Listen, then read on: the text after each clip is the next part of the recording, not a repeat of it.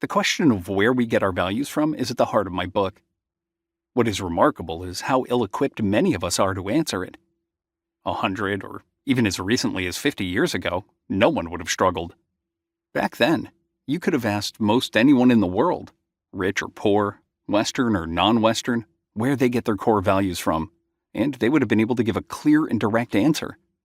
Most would have pointed to a religion or spiritual tradition, others to an ideology, such as communism, and a handful of eccentrics might have named a philosophy or philosopher.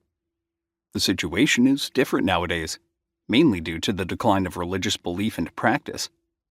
To consider only the most populous Anglophone liberal democracies, recent surveys of the United States, United Kingdom, Canada, Australia, and New Zealand show that 30, 53, 32, 40, and 49% respectively of citizens in those countries claim no religion.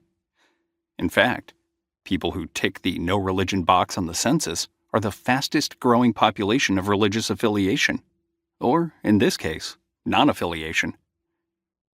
This book is written primarily, though not exclusively, for those of us without religious affiliation. If that is you, and let's be frank, as this is a book on ethics and political philosophy published by a university press, the odds are high. I ask you to ponder a question. Pause the book for a moment, dear listener, and ask yourself, where do I get my values from? I am not just talking about your highest order principles about right and wrong, but also your sense of what is good, normal, and worthwhile in life. And if I can put it this way, your general vibe too. What could you point to as the source for that? I am willing to bet that you had no good answer, or at least nothing immediately ready to hand. I say so with confidence, because whenever I've pestered my students, friends, and colleagues with this question, they are almost always stumped.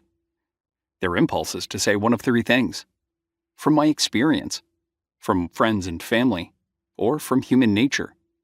But to that, and only endearing myself further, I reply that these are not suitable answers.